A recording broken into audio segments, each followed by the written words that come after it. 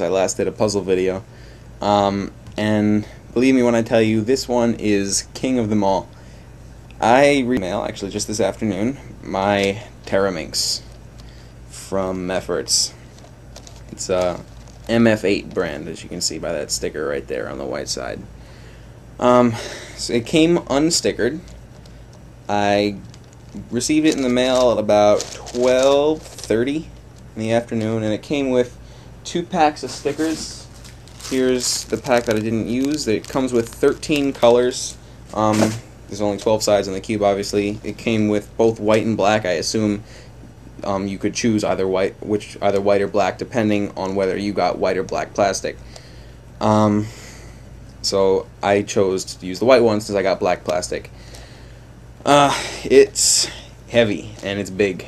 This is in comparison to a V-Cube 7x7. It's massive. This is in comparison to a Gigaminx, even huger. Don't know if that's a word.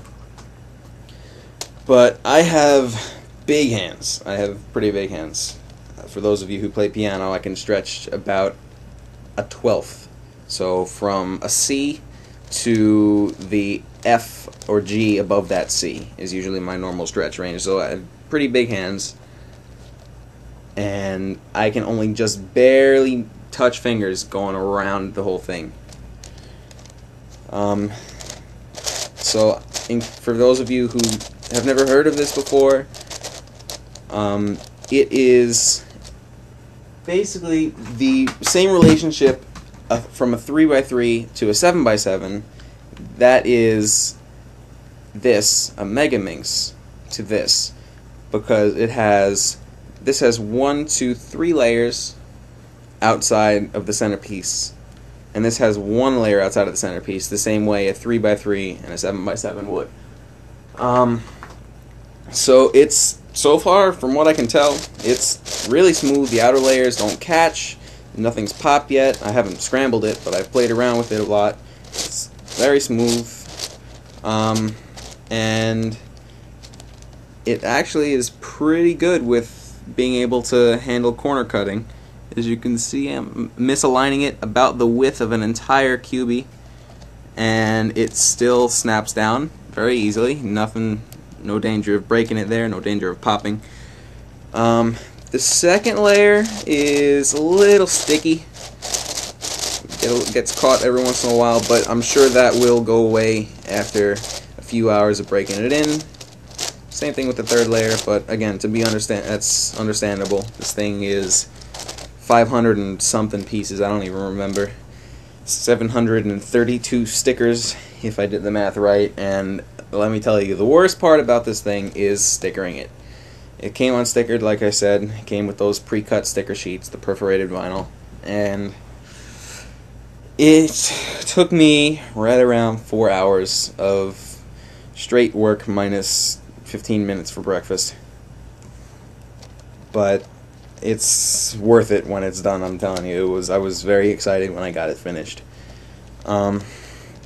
So that's about all I have to say in my first impressions. I'm hoping to do a scramble and solve it. I'm hoping it doesn't take me more than a few hours, because I know my Gigaminx is actually, this turns much easier than my Gigaminx. The Gigaminx is pretty sticky, and it took me about an hour to solve it. Could have been probably half that if I was able to do finger tricks on the Gigaminx like I could on the 7x7 or 5x5 regular cubes. So that's all I have to say. It's, so far, initial reactions, it's great.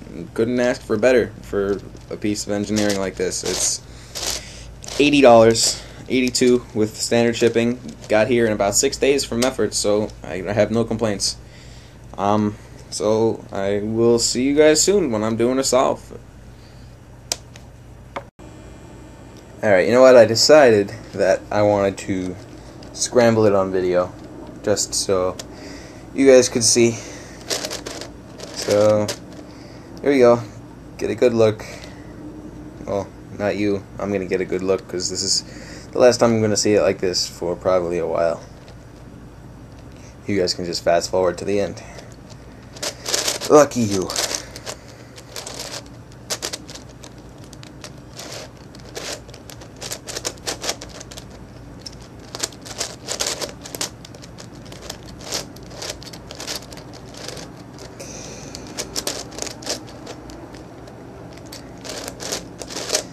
Now, I don't know how many of you have been following the story of the Teraminx since it was first created by Drew from the Twisty Puzzles forum, but I was actually there at the puzzle competition in 2008 October.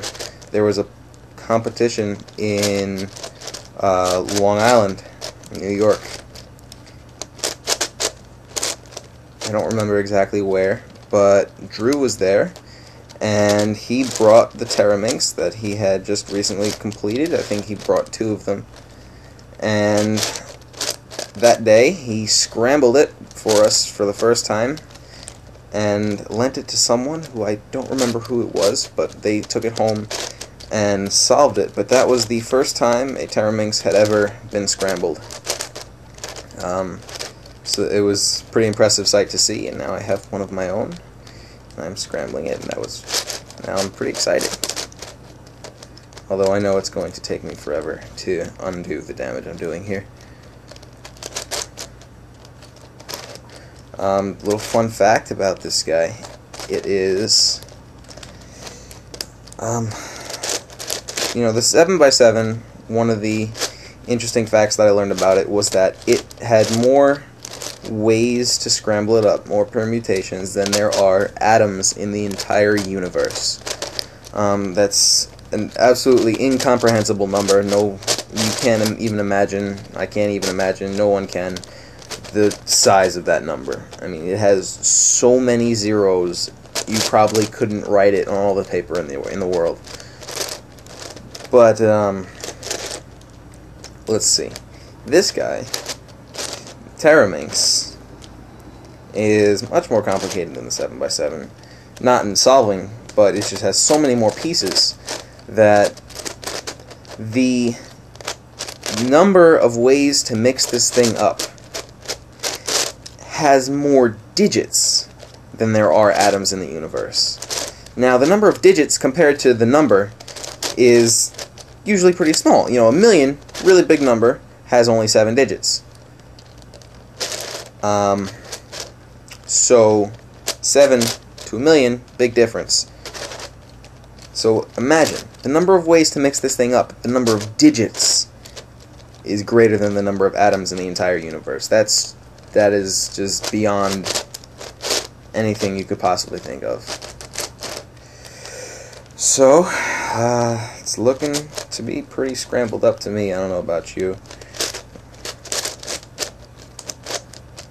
So far, no annoying stickiness, no pops, no nothing. I'm not, forcing anything, but that was an uneventful set of moves, and this is what a scrambled Teraminx looks like. It looks like some kind of mosaic from, I don't know, something an archaeologist would dig up somewhere. My mom thinks it looks like bathroom tiles. Who knows? But anyway, that's a scrambled Teraminx, and I hope to solve this thing soon. That will be in a different video. See you guys later.